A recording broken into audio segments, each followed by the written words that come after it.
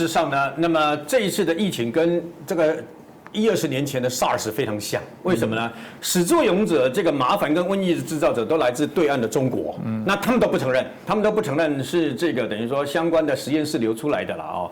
那不管，反正是从你那边来的。那照理来讲，你是始作俑者，就应该负起你的责任嘛。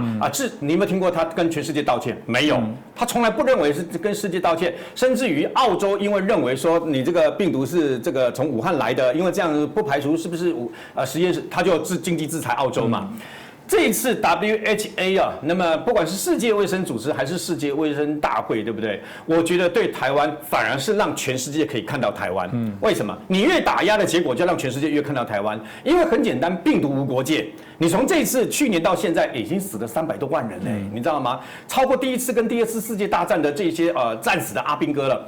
那么死这么多人，影响全世界这么大，你看一个欧盟，一个欧洲这么漂亮，那一个美国，那现在呢陷入水深火热，一个南美的巴西跟一个印度大陆啊，那你就知道这么大的一个伤害呢，台湾做什么？台湾在去年刚开始的时候，不是还一堆人出来骂行政院长苏贞昌说是狗官呐，还有骂说时间会证明，有个精神科医生还骂说时间会证明苏贞昌是短视近利啦，然后紧接而来，包括马英九那些都赶快把物资要给中国，你要有人性啦，要有什么的一大堆的时候，你要知道那时候台湾的战备口罩只有4000万个，4000万个什么概念？听起来很多。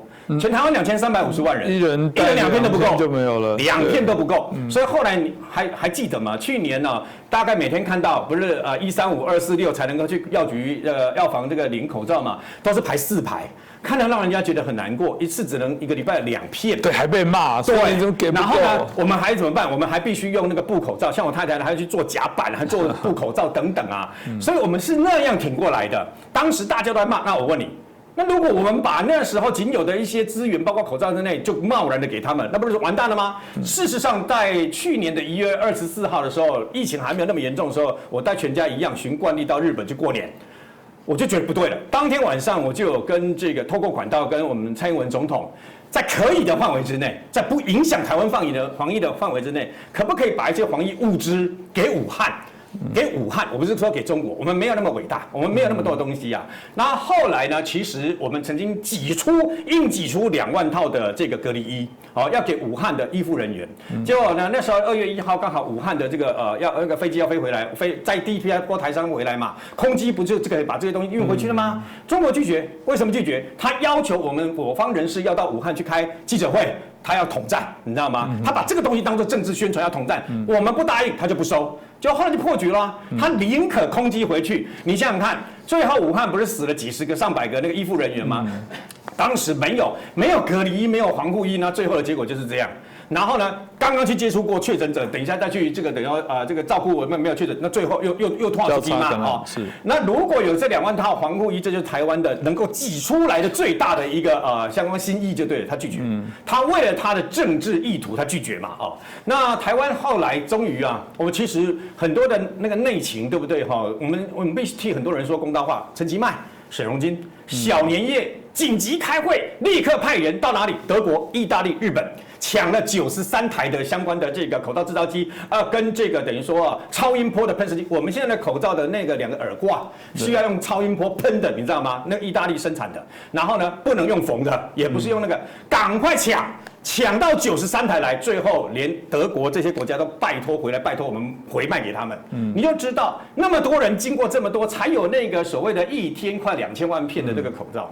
所以这一波我们大概已经有战备口罩有8亿个然后呢还包括防护衣、隔离衣等等啊。那么单呼吸器我们有1万台这些东西都准备着，包括这次不是空3000个这个房间出来嘛，那个病床出来嘛，我们的医护人员很辛苦，绷了整整1年多但是台湾的医护水准还是世界 No.1。我讲真的，你去看看日本的医疗跟美国医疗很棒但医疗量这么大的时候，它一样没有办法。那我们也不能遇到那么大的量，所以我们现在就还没有那么大的量的时候呢，就比较把它缩起来，告诉各位。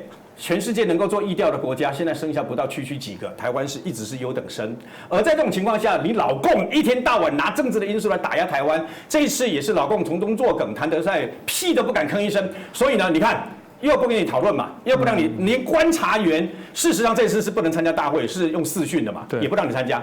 就很简单，你打压台湾，理由是什么？理由是华春莹直接跟你讲嘛，没有什么，因为台湾是中国的一部分，要承认9二共识才有。那病毒是你们的一部分吗？病毒是你们的一部分制造出来害死全世界的吗？可是你看哦，法国本来跟中国的关系非常好。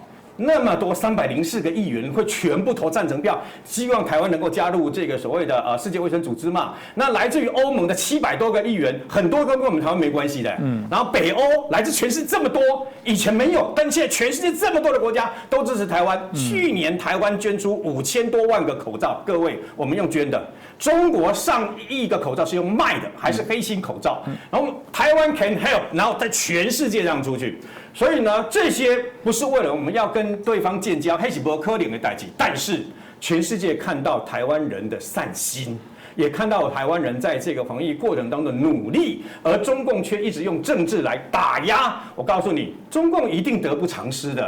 你越打压的结果就是304比0，你知道吗？你继续打压的结果就是像304的国家越来越多啊，最后的结果就像中国现在在南海的处境一样，你就会被全世界给孤立。是。